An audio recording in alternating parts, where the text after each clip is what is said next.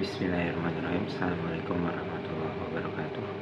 Nama saya Hafiz Wuryanto Satyawadi, NIM 3223100023, kelas arsitek 23C. Di sini saya akan menjelaskan tentang keberhasilan kota Kyoto dalam pariwisata melalui aspek arsitektur. Tugas ini dibuat untuk memenuhi persyaratan nilai perencanaan pariwisataan. Untuk tahu hal itu, kita perlu mengetahui dulu apa sih kota Kyoto itu, gimana, kenapa kota itu bisa sukses dalam arsitektur. Untuk pengetahuan kita semua, Kyoto adalah sebuah kota bersejarah di Jepang yang dikenal sebagai pusat budaya, tradisi, dan arsitektur klasik selama lebih dari 1000 tahun. Kyoto itu dulu jadi ibu kota kekaisaran. Nah, saat ini ketika zamannya berubah, dia menjadi sebuah kota dengan yang menyimpan lebih dari 2000 kuil, taman, serta bangunan bersejarah. Lalu, keindahan arsitektur tradisionalnya yang berpadu dengan tata ruang kota yang terencana menjadikan Kyoto sebagai destinasi wisata unggulan dunia, sekaligus contoh kota yang berhasil mempertahankan identitas budaya melalui pendekatan arsitektural yang berkelanjutan. Selanjutnya adalah kontribusi teknis ilmu arsitektur pada keberhasilan kota Kyoto. Hal-hal apa saja yang ada di kota Kyoto? Pertama ada perencanaan ruang kota Kyoto. Kota Kyoto itu karena dia berasal dari kekaisaran zaman dulu, grid kotanya itu udah ada dari zaman dulu ya, dari zaman dulu. Nah, bentuknya itu di Kyoto itu bergrid-grid yang dia berpola kotak-kotak-kotak. Asalnya dari mana? Asalnya itu dari kota Tiongkok kuno, khususnya dari dinasti Tang. Nah, keunggulannya apa? Karena bentuk kota Kyoto itu grid-grid yang bentuknya berpola, hal ini jadi mempermudah wisatawan untuk mendukung navigasi wisatawan. Jadi zona aktivasi dari area komersial, kawasan perumahan tradisional, sampai kompleks kuil. Jadi kalau misalnya ada orang datang ke situ, seburuk-buruknya dia tersesat, dia nggak akan selalu tersesat selama dia paham zonasi dari kota tersebut. Karena bentuknya itu grid yang pattern, ya udah dia tinggal ingat-ingat aja zonasinya, nanti kemanapun dia pergi dia nggak akan tersesat. Nah, selanjutnya di Kyoto itu ada yang namanya zona preservatif dan selektif. Maksudnya apa? Jadi karena sebagian besar di Kyoto itu adalah peninggalan bersejarah dari kekaisaran sebelumnya yang ada di Jepang, bukan berarti Kyoto menolak hal-hal yang baru, tapi ketika ada hal yang baru itu dipisahkan sama bangunan-bangunan yang sudah ada. Jadi bukan berarti di Kyoto nggak ada pasar-pasar modern, tapi ada zona komersial modern, tapi dia itu terpisah dari bangunan-bangunan yang menjadi cagar budaya. Untuk jadi ada batas yang jelas antara zona sejarah sama zona komersial modern yang baru. Ini untuk apa? Untuk menjaga kelestarian budaya untuk bangunan-bangunan sejarah supaya tidak hilang. Juga untuk menjaga kota Kyoto itu orientasi ruangnya itu dibuat untuk mengikuti kegiatan wisata, khususnya soal aksesibilitas di kota Kyoto itu dibuat dengan prinsip yang bernama compact city, di mana tempat-tempat wisata dapat dijangkau dengan berjalan kaki, sepeda, atau transportasi umum. Jadi kalau misalnya kita datang ke Kyoto, semua, bahkan kita nggak bawa transportasi apapun, hanya dengan jalan kaki atau kendaraan umum, kita bisa mengelilingi satu kota Kyoto karena ada integrasi yang setiap sudut kota Kyoto itu bisa dijangkau dengan berjalan kaki atau transportasi yang sudah disediakan yang ada di kota Kyoto. Itu juga menunjukkan jalur-jalur pedestrian di kota Kyoto itu tuh sudah didesain dan dirancang dengan baik. Contohnya ada di kawasan Ninenzaka, dan Sanenzaka yang dirancang menyatu dengan landscape bangunan-bangunan kayu tradisional. Itu juga menciptakan ruang imersif untuk pengunjung yang melihatnya. Poin selanjutnya ada pengendalian bangunan dan tampilan bangunan. Umumnya di kota Kyoto itu ada sebuah peraturan yang mengatur tinggi bangunan. Untuk bangunan di kota lama, di pusat kota lama itu maksimal 15 meter. Selain itu, di daerah Kyoto juga ada penggunaan material-material yang dilarang. Contohnya material-material yang mengkilap, lampu neon, mencolok, dan juga fasad-fasad yang dia full kaca itu dilarang di Kyoto. Terus untuk bangunan baru juga ada penyesuaian bentuk atap dengan rumah gaya Machiya. Gaya Machiya itu rumah kayu tradisional yang ada di Jepang. Fungsinya apa? Kenapa bangunan dibuat seperti itu?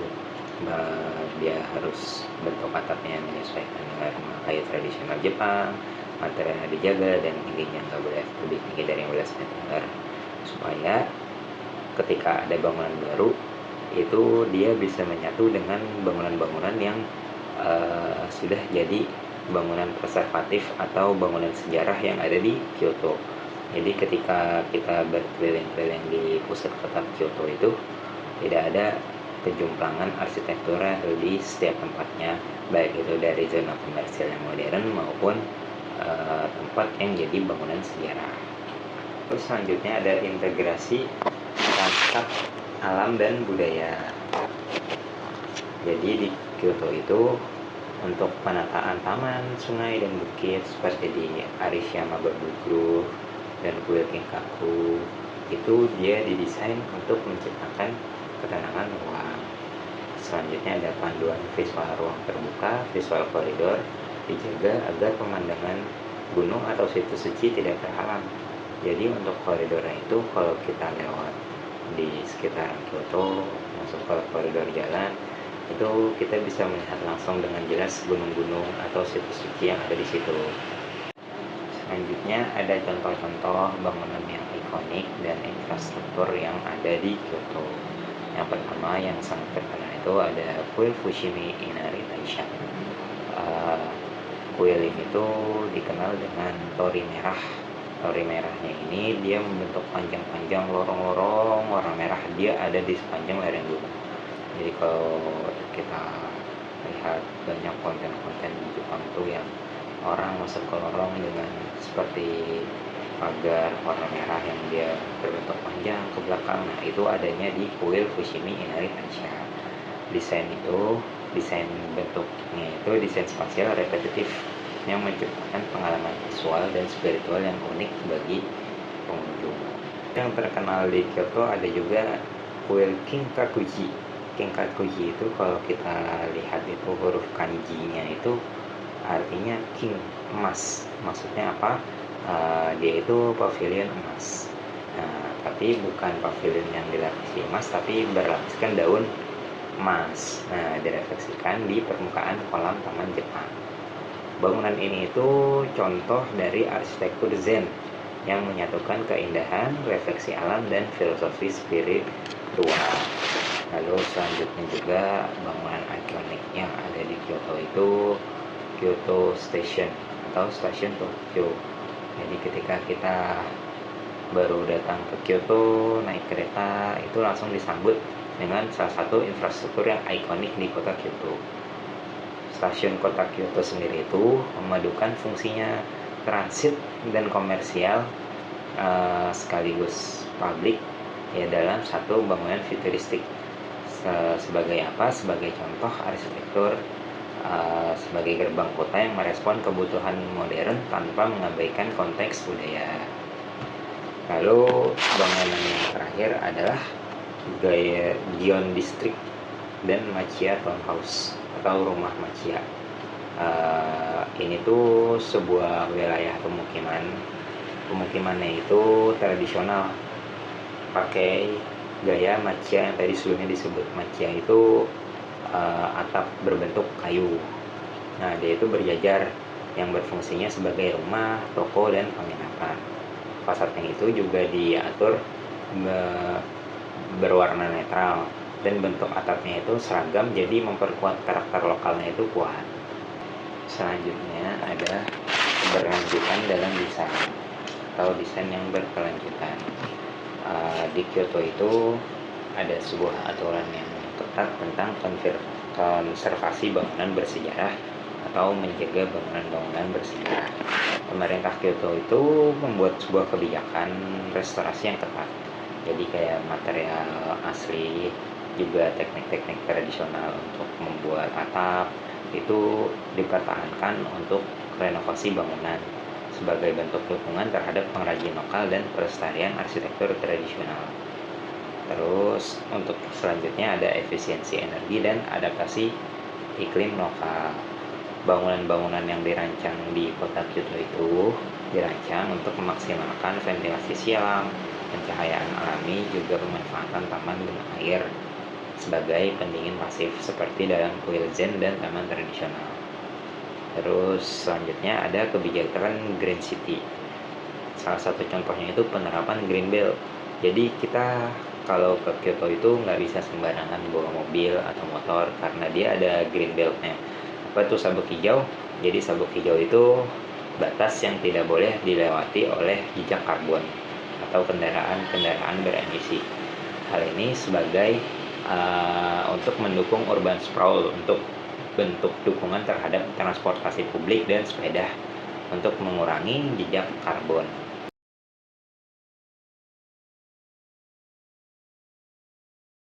Untuk selanjutnya ada rekomendasi-rekomendasi penting untuk destinasi wisata di Indonesia dalam memanfaatkan ilmu arsitektur. Yang pertama ada melestarikan arsitektur lokal sebagai identitas wisata. Jadi ketika ada suatu kota yang sudah lama mempunyai identitas tersendiri, itu ada baiknya dikonservasi, dipelihara, dan direvitalisasi bangunannya untuk arsitektur tradisional seperti rumah adat, kampung budaya, ataupun bangunan kolonial. Juga menjaga material asli, bentuk, dan fungsi untuk mengintegrasikannya dengan fasilitas wisata modern secara harmonis. Ini ada beberapa contohnya seperti revitalisasi di Kota Lama Semarang yang dia tidak menghilangkan nilai kolonialnya. Ada juga pengembangan desa wisata di Wairebo atau Sade dengan penambahan fasilitas-fasilitas yang mendukung komersial. Atau contoh lainnya juga ada di Jakarta yang dia merevitalisasi kota tua supaya bentuk budaya kotanya itu atau identitas kotanya itu tidak hilang.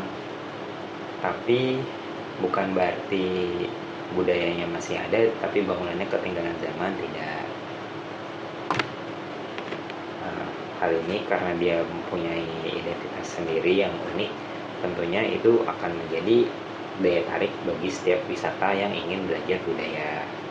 Selain itu, tindakan konservasi itu juga dapat menjaga warisan arsitektur sebagai kekuatan yang naratif dan edukatif.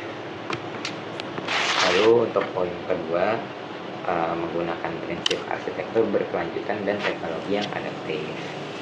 Nah, ini menerapkan desain arsitektur yang responsif terhadap iklim dan lingkungan sekitar seperti ventilasi alami, penggunaan material lokal ramah lingkungan, serta pemanfaatan teknologi digital untuk memperkaya pengalaman wisata. Contoh penerapannya seperti pusat informasi wisata berbasis bambu atau tanah liat yang ada di Bali atau Jogja. Ada juga untuk teknologinya dia penggunaan augmented reality untuk menjelaskan sejarah Candi Borobudur atau Trowulan tanpa menambahkan informasi fisik yang berlebihan. Tujuannya apa? Untuk menekan dampak lingkungan pariwisata massal. Ada juga untuk memberikan pengalaman wisata yang modern dan mendalam tanpa merusak visual situs. Sekian dari saya pemaparan tentang kota Kyoto dalam keberhasilan pariwisata. Kurang lebihnya mohon maaf. Semoga apa yang disampaikan dapat menjadi manfaat untuk yang mendengarkan. Billahi taufiq wal hidayah. Assalamualaikum warahmatullahi wabarakatuh.